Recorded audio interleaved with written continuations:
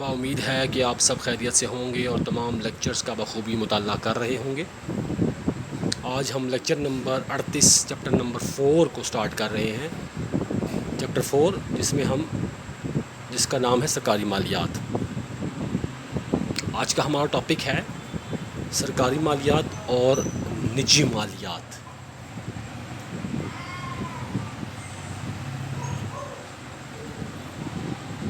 جیسا کہ آپ سب جانتے ہیں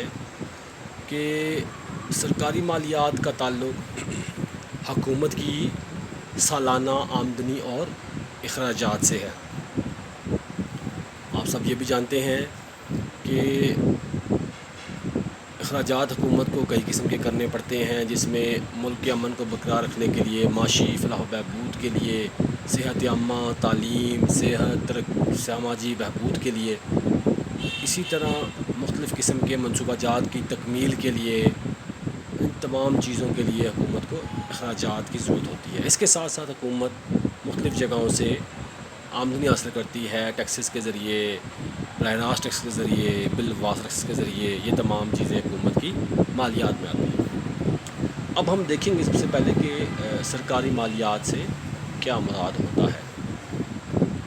سرکاری مالیات میں ہم اس بات کا مطالعہ کرتے ہیں کہ حکومت اپنی آمدنی کو کن ذرائع سے اور کس قدر حاصل کرتی ہے اور مختلف مدات پر کس طرح سے خرچ کرتی ہے، یعنی آمدنی اور اخراجات کے تخمینے کیسے لگاتی ہے اور انہیں کیسے پورا کرتی ہے۔ یہاں یہ بات ضرور یاد رکھیں کہ سرکاری مالیات کیونکہ حکومت سے منسلک ہے، اس لیے حکومت جب بھی بجٹ بناتی ہے تو اس کا دورانیہ 1 سال کا ہوتا ہے۔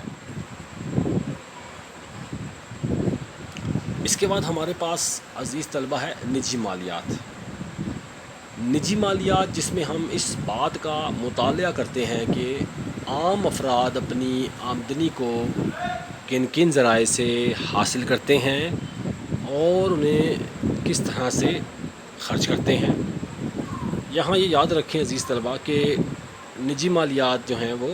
عام طور پر روزانہ، ہفتے اور مہینے کی بنیاد پر حاصل کی جاتی ہے۔ سرکاری مالیات کو ہم پبلک فائنینس کا نام دیتے ہیں اور نجی مالیات کو ہم پرائیویٹ فائنینس کا نام دیتے ہیں۔ اس کے بعد دیکھیں گے کہ آج ہمارا کنسرن ہے کہ سرکاری مالیات اور نجی مالیات میں فرق جو ہے وہ کن کن طرح سے نظر آتا ہے، ان کو ہم سب سے پہلے ہمارے پاس ہے آمدنی اور اخراجات کا فرق۔ جیسا کہ ابھی ہم نے بات کی تھی کہ عام فرد جب بھی اپنا بجٹ بناتے ہیں تو سب سے پہلے وہ اپنی آمدنی کا اندازہ لگاتے ہیں اور اس بات کا خیال رکھتے ہیں کہ ان کے اخراجات آمدنی سے تجاوز نہ کریں۔ اگر عام افراد کی آمدنی بڑھ جائے تو وہ اپنے اخراجات کو بھی بڑھا لیتے ہیں، اور اگر ان کی آمدنیاں کم ہو جائیں تو اخراجات بھی کم کر لیتے ہیں، اور اس صورت میں صرف وہ اپنی بنیادی ضرورت زندگی کی اشیاء ہی خریدتے ہیں، پس وہ اپنے اخراجات کو اپنی آمدنی تک ہی محدود رکھنے کی کوشش کرتے ہیں۔ لیکن اس کے برعکس حکومت ہمیشہ پہلے اپنے اخراجات کا اندازہ لگاتی ہے اور اپنے اخراجات کا اندازہ لگانے کے بعد اس حد تک اپنی آمدنیوں میں ٹیکسز لگا کر اضافہ کرتی ہے، تاکہ اگر اس کے اخراجات بڑھ جاتے ہیں تو ٹیکسز میں اضافہ ہو جاتا ہے، اگر اخراجات کم ہو جائیں ٹیکسوں میں کمی کر دی جاتی ہے۔ اس کے بعد دوسرا پوائنٹ ہے جس کو ہم کہتے ہیں اندرونی اور بیرونی قرضے۔ حکومت عام طور پر اپنی ضروریات کو پورا کرنے کے لیے اگر اس کے وسائل کم پڑ جائیں تو اندرونی ذرائع سے بھی اور بیرونی ذرائع یعنی دوسرے ممالک سے بھی قرضہ حاصل کر کے اپنی ضروریات کو پورا کر سکتی ہے۔ لیکن اس کے برعکس اگر ایک عام شخص کی بات کریں تو وہ صرف اور صرف اپنے اندرونی ذرائع کو ہی استعمال میں لا کر، مثال کے طور پر دوستوں، عزیزوں، رشتہ داروں یا جو لوکل بینک ہیں ان سے قرضہ لے کر اپنی ضروریات کو پورا کر سکتا ہے۔ اس کے بعد نمبر 3 پہ ہمارے پاس ہے مدت کا فرق۔ حکومت اپنی آمدنی اور اخراجات کے تخمینوں سے متعلق جو بھی بجٹ بناتی ہے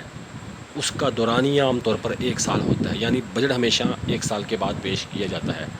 جبکہ عام افراد کی آمدنی اور اخراجات کے لیے کسی مخصوص وقت کا تعین نہیں کیا جاتا۔ بعض لوگ ایسے کام میں مشغول ہوتے ہیں جنہیں یومیہ یعنی روزانہ اجرت ملتی ہے۔ بعض ممالک میں اجرت ہفتہ وار دی جاتی ہے، یعنی 1 ہفتہ گزرنے کے بعد دی جاتی ہے، جبکہ عام طور پر جو تنخواہ کا دورانیہ ہوتا ہے وہ 1 ماہ ہوتا ہے، یعنی آفٹر اے منتھ حاصل ہوتی ہے۔ اسی طرح جو کاروباری لوگ ہوتے ہیں وہ بھی اپنی آمدنی اور اخراجات کا حساب کتاب 1 سال کے بعد کرتے ہیں، جبکہ کاشتکاروں کو جس وقت آمدنی حاصل ہوتی ہے، یعنی جب ان کی فصل پک جاتی ہے، تو وہ اپنا حساب کتاب کر لیتے ہیں آمدنی و اخراجات کا۔ لہٰذا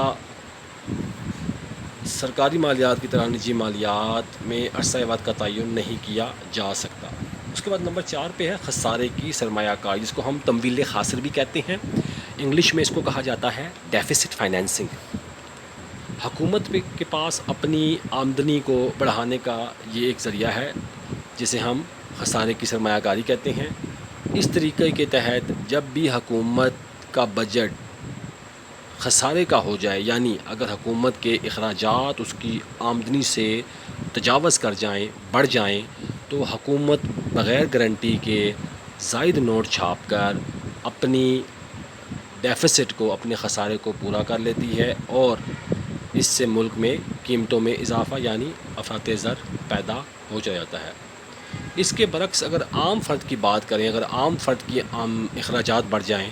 تو وہ اپنی آمدنیوں کو بڑھانے کے لیے تمویل خاسر یا خسارے کی سرمایہ کاری نہیں کر سکتا،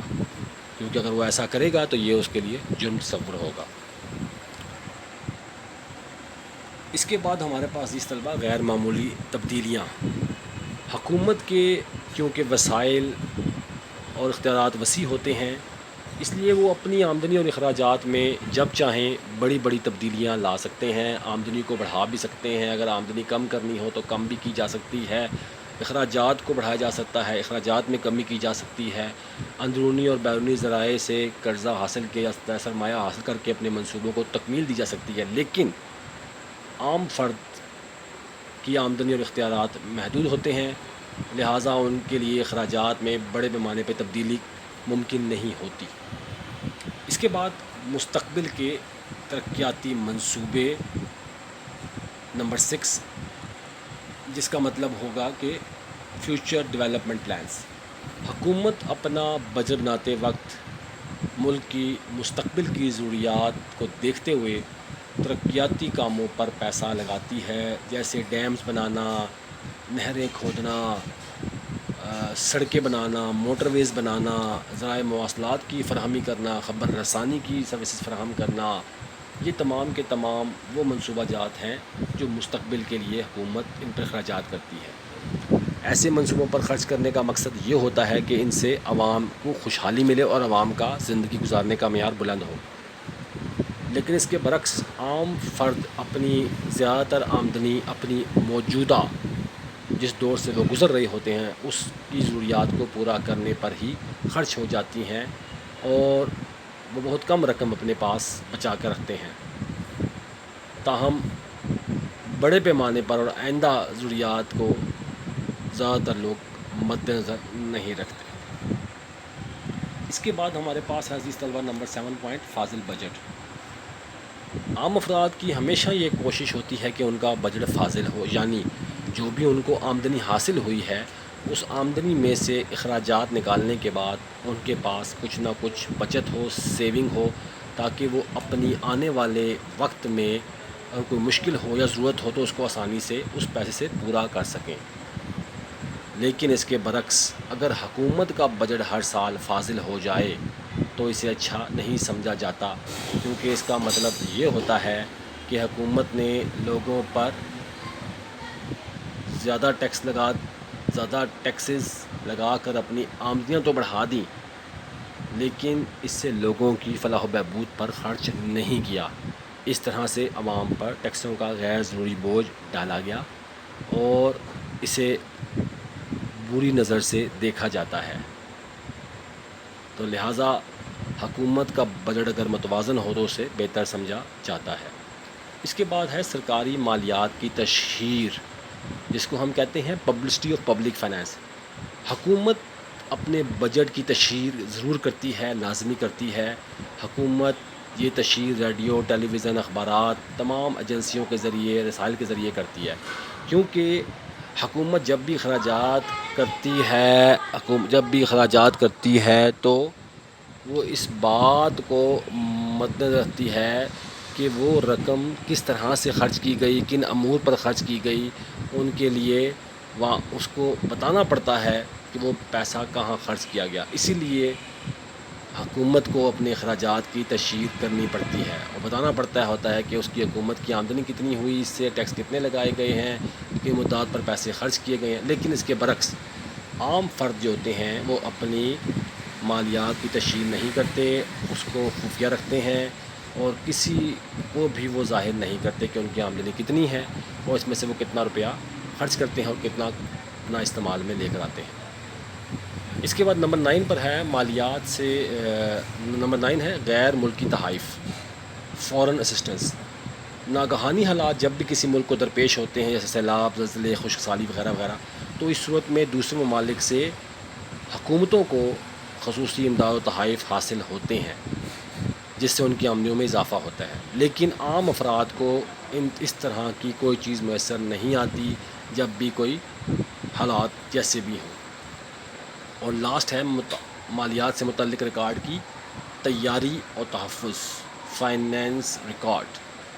سرکاری مالیات کے تحت حکومت کی آمدنی اور اخراجات سے متعلق اعداد و شمار اور دوسری ضروری تفصیلات کا باقاعدہ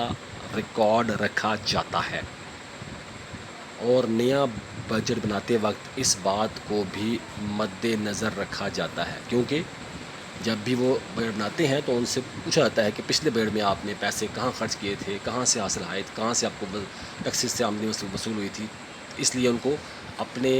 مالیات سے متعلق ریکارڈ کو مینٹین کرنا ہوتا ہے۔ اس کے برعکس نجی مالیات کے تحت عام طور پر لوگ اپنی آمدنی اور اخراجات سے متعلق ریکارڈ کو محفوظ نہیں رکھتے۔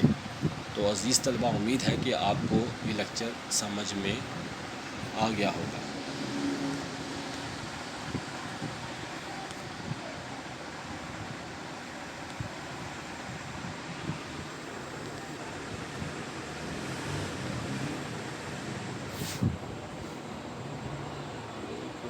ریکارڈ جو ہے